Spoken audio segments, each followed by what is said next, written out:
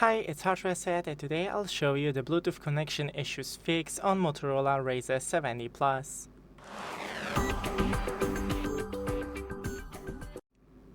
So first, disable the Bluetooth and enable it again.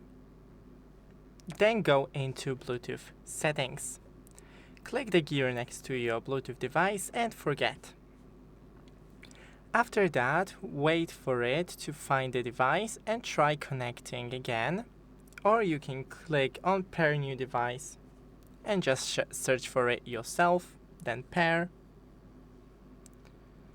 If none of this worked, then you need to restart your phone and the Bluetooth device.